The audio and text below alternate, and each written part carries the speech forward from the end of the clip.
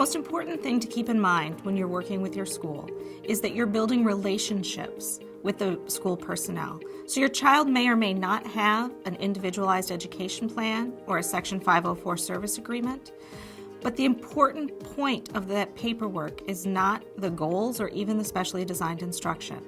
It's building the relationships with the people who will be working with your child. It's sitting in the room with the teachers and the principal and the other service providers and making sure that everyone is as focused on the success of your child as you are. For kids with Tourette syndrome, tics are not always the biggest barrier at school. Sometimes it's the anxiety or the obsessive compulsive thoughts or even the disorganization. So try to figure out for your child what is most interfering with their learning.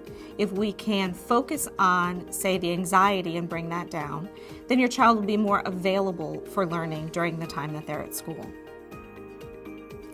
Instead of thinking about how you can make your child appear more normal, think instead about how you can normalize their school experience.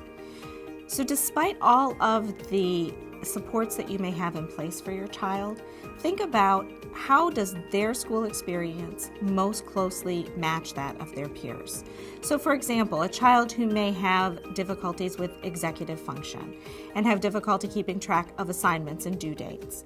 Oftentimes we want to give that student a planner to write those things down in, but that's not how other normal high school students keep track of those things.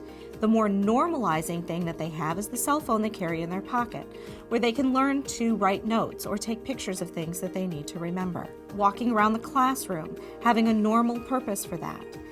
You're not going to make your child be like their typical peers, but our focus needs to be on how can their school experience be as typical as possible.